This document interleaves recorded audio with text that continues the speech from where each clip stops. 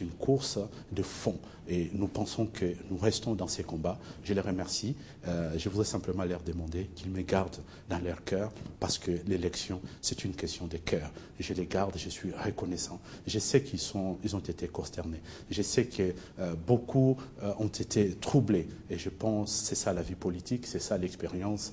Nous sommes ensemble, nous allons continuer ensemble parce que le plus important pour nous, c'est que la vision du chef de l'État, Joseph Kabila Kabange, cette vision pour un Congo émergent puisse demain devenir une réalité. Et pour cela, Joseph Kabila a besoin de vous, a besoin de nous tous. Cet engagement fort pour lequel nous avons fait campagne, nous devons le poursuivre au-delà de ces objectifs intermédiaires en termes de la députation nationale. Je sais que vous n'avez pas démérité. Je sais que nous aurons mérité cette victoire. Mais nous restons franchement dans l'esprit républicain de dire que c'est une victoire d'équipe, ce n'est pas une victoire individuelle qui compte. Alors je suis personnellement surpris. Je m'attendais à ce que vous vous attaquiez à quelques adversaires dans votre camp, mais vous la jouez collectif. Et pourquoi voulez-vous, quand on a des bons chefs d'état-major à la majorité présidentielle comme les camarades Aubin Minakou, ou dans mon parti qui est le PPRD comme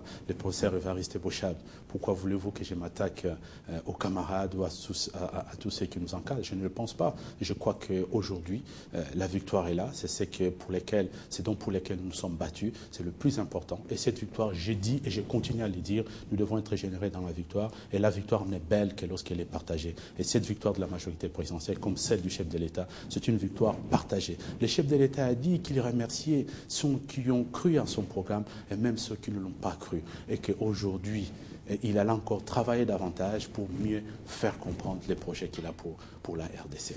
Avant de vous poser quelques questions sur les axes fondateurs du programme du président, je voudrais qu'on s'attarde un petit peu sur quelque chose qui va vous faire plaisir.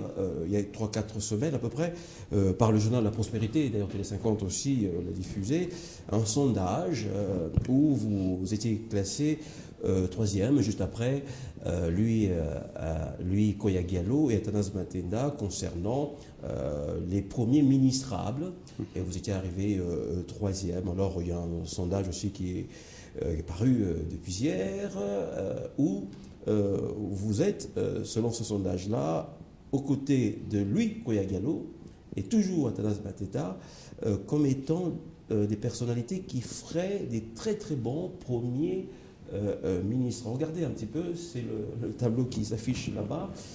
Voilà, vous êtes ex aequo avec lui, Koya Diallo, Athanase Matenda, et vous. Et on voit que Aubin Minakou vous suit, les troisièmes, et Évariste Bochab, 13%.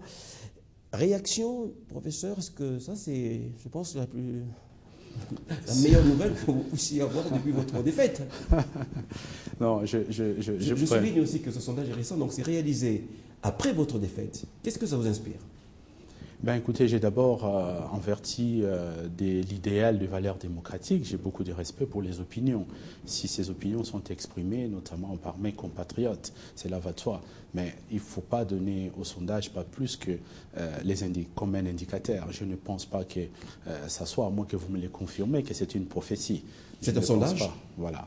La meilleure façon Puisque je suis concerné, je pense que je serais très mal placé pour faire un commentaire particulier. Ces derniers temps, les sondages qui m'intéressaient, c'est les sondages entre Sarkozy et Hollande en France, parce que je suis un peu ces combats qui va connaître les dénouements au mois de mai prochain. Alors, parlons de l'action du chef de l'État, du programme du chef de l'État. Vous nous avez habitués ici, quand vous passiez, à parler de la révolution de la modernité. On sent que la population, le peuple, veut que son social change. On sent que la préoccupation, en première en tout cas de la population, c'est au niveau social.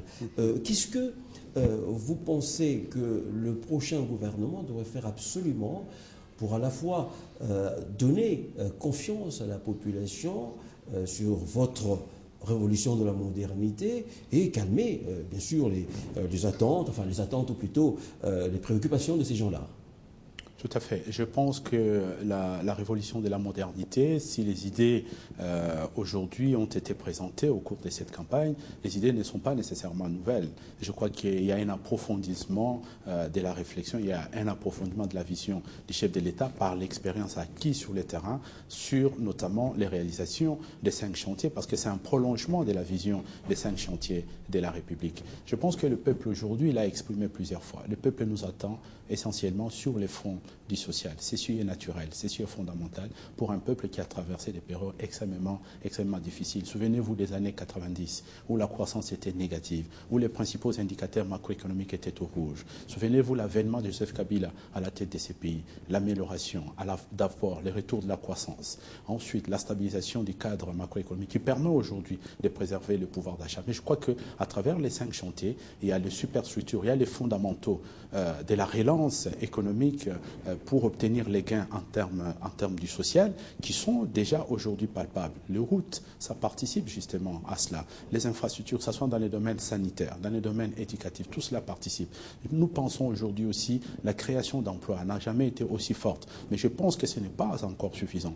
Les chantiers de la création d'emplois, c'est un chantier essentiel. Parce que le fondamental du social, c'est donner un emploi à tous ceux qui sont en âge de pouvoir travailler. Et je crois que là-dessus, lorsqu'on regarde dans la révolution de la modernité, l'engagement du chef de l'État à travers justement le pôle de développement économique, on voit très bien qu'à travers ces pôles, c'est la relance notamment des secteurs qu'on appelle des secteurs primaires, les secteurs de la sidérurgie, les secteurs industriels, les secteurs notamment de l'agriculture. Tous ces secteurs-là, ce sont essentiellement des secteurs qui sont porteurs d'un niveau d'emploi assez conséquent. Je pense que de ces points de vue-là, c'est déjà un schéma sur lequel, à travers la révolution de la modernité, nous sommes suffisamment avancés parce que la relance du tissu industriel va permettre de créer des milliers, si pas des millions d'emplois. Il est important également de poursuivre les efforts à travers les infrastructures de 5 chantiers pour pouvoir restaurer les tissus sanitaires dans ces pays. Permettre aujourd'hui que dans chaque territoire, dans chaque localité de proximité, qu'on puisse avoir les structures sanitaires de proximité. Permettre également de développer, de mettre en place justement des systèmes, des mécanismes qui vont permettre une prise en charge sanitaire de chacun de nos concitoyens. Permettre encore sur les champs de l'éducation, effectivement, permettre que nos enfants qui vont à l'école, et déjà dans la révolution de la modernité, la question de la gratuité, l'adhésion de la gratuité est déjà lancée pour 2012, la gratuité de l'école à partir au niveau du primaire, jusqu'à l'âge où l'école est obligatoire. Donc je pense que tout cela, ce sont des réponses, et ces réponses-là, on y travaille de sorte que le peuple, effectivement, soit rassuré qu'à travers la révolution de la modernité, le social, c'est un point important. Mais le social se nourrit des richesses économiques. Il faut créer la richesse, il faut renforcer, il faut créer la richesse, c'est-à-dire il faut créer de la valeur, il faut de la croissance. Et l'économie congolaise aujourd'hui est comptée parmi les économies qui sont à croissance. Et nous voudrons que cette croissance s'accélère, que cette croissance puisse atteindre un niveau des 2 chiffres pour permettre d'absorber très rapidement, et c'est pour ça que nous parlons de la révolution de la modernité, parce qu'il faut atteindre vite et rapidement les objectifs qui auront attendu pour de très nombreuses années, j'allais dire. Alors, je parle toujours au nom de ce peuple, hein. Je fais partie de ce peuple, alors que ce peuple attend une amélioration de son quotidien. Vous, votre camp, la majorité, vous lui avez ajouté un autre fardeau, la TVA. Alors, on ne sait pas déjà qu'est-ce qui s'est passé pour que ce gouvernement qui est sortant lance un tel impôt au mois de janvier. Personne ne comprend rien. Il y a eu une mésentente, inouïe et d'ailleurs spectaculaire entre la FEC, Fédération des entreprises congolaises, qui dit que la TVA a forcément une incidence sur le prix. La DGI et le ministre des Finances disent le contraire. Toutes les réunions qui se suivent n'arrangent rien du tout. Il y a toujours cet embarras dans l'application de la TVA. Est-ce que c'était le bon moment pour lancer, la Je TVA? pense que la mise en place de la TVA dans notre pays, c'est un programme qui date de longues années. Ça a été planifié. Il n'y a pas eu de l'improvisation de la part du gouvernement. Ce sont des actions qui ont été concertées, même avec l'essentiel de nos bailleurs de fonds, de nos partenaires au développement. Ce qui est évident, c'est que c'est intervenu aussi à un moment où les débats, les esprits étaient notamment sur la compétition électorale. Je crois qu'il y a eu une coïncidence qui n'a pas toujours été facile pour que l'information, la vraie information sur la TVA puisse atteindre justement ces objectifs. Étant donné que, professeur, il n'y en a pas eu. Il n'y a pas eu de communication. Je n'ai pas vu de campagne, moi, personnellement, d'information, publicité sur l'arrivée prochaine de la TVA. Je n'ai pas vu, le peuple n'a pas vu, c'est pour ça. Peut-être que ça n'a pas été suffisant, mais ce que moi je voudrais relever ici, que cette campagne de communication, hélas, par un concours de circonstances, est intervenue au moment où, justement, les débats, les esprits étaient concentrés sur la matière électorale, avec tout ce qu'il y a eu comme contentieux, avec des camps qui étaient pour ou contre, qui assimilaient la TVA comme naturellement par un rejet, parce qu'il n'a pas été satisfait sur le plan politique, et le rejet va au-delà sur le plan économique.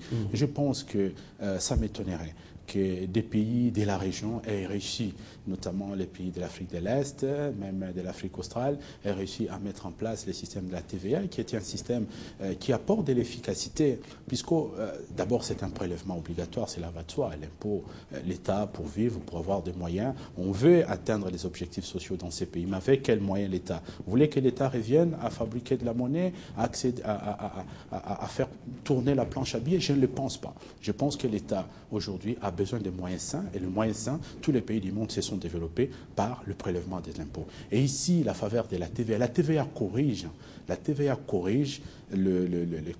les lacunes, notamment de l'impôt sur les chiffres d'affaires, l'ICA qui était un prélèvement aveugle sur la production, alors qu'avec la TVA, on prélève essentiellement sur la valeur ajoutée de cette production-là. Voilà ce qu'on doit expliquer. Par rapport au prix sur les marchés, il est évident, rien que le fait d'annonce peut créer un choc qui s'est traduit par les prix. Je pense qu'au fur et à mesure, ce choc sera absorbé, parce que lorsqu'on compare certains taux qui étaient notamment appliqués par rapport à l'ICA, par rapport à la TVA, on voit très bien que l'écart était en faveur de la TVA. Et donc, je pense aujourd'hui, il y a un travail pédagogique, et ce travail pédagogique, moi, je me réjouis que le ministre des Finances, il est au chaudron, il est dans des réunions, il est dans les rencontres, le ministre de l'économie, tous les départements ministériels concernés par cet instrument. Et je pense aujourd'hui également, il faut solliciter la bonne foi des opérateurs économiques, l'engagement des opérateurs économiques, parce qu'ils sont les premiers à avoir exigé la TVA. Je suis un ancien ministre de l'économie et je sais ce que j'ai dit. Le programme de la TVA, c'est un programme qui a été planifié,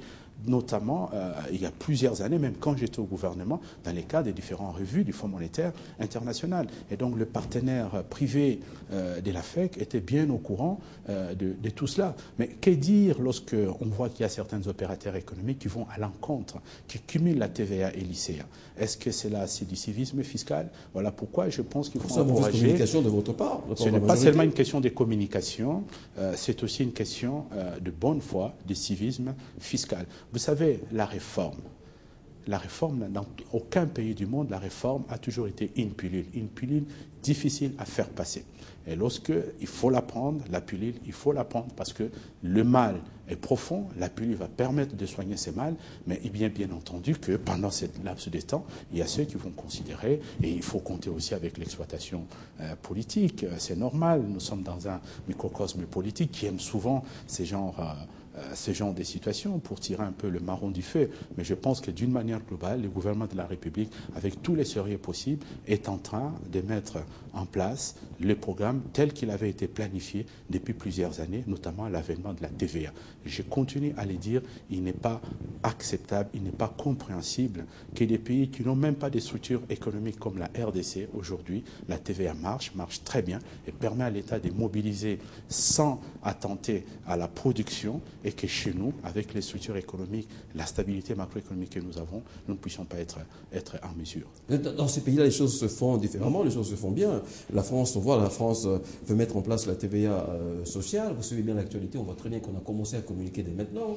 La population est avertie. Et vous lancez une TVA sans prévenir. La comparaison, je m'excuse. Vous voulez que le géant qui se réveillait marche à reculons. La comparaison dont je faisais tout à l'heure n'est pas avec ces pays de vieilles démocraties, n'est-ce pas? Il faut comparer ce qui est comparable. Je compare un tout petit peu en Afrique, notamment en Afrique centrale, notamment en Afrique de l'Est, où la plupart des pays ont réussi à mettre en place cet instrument avec plus ou moins de bonheur. Je pense que le choc est en train d'être absorbé et que d'ici là, certainement, les gains par rapport à l'État, les gains par rapport aux entreprises, les gains par rapport aux consommateurs, effectivement, vont se révéler bénéfices pour booster encore la croissance économique dont les pays ont besoin. Sans croissance économique, on ne sait pas créer des emplois. Sans création d'emplois, on ne sait pas apporter des réponses efficaces au social. On ne mesurera jamais les pertes pour l'État, hein, parce que pour mettre la TVA, je sais que tout le monde doit passer la facturation. Or, beaucoup d'entreprises, en tout cas, ne procèdent pas de cette manière-là. Donc, il y a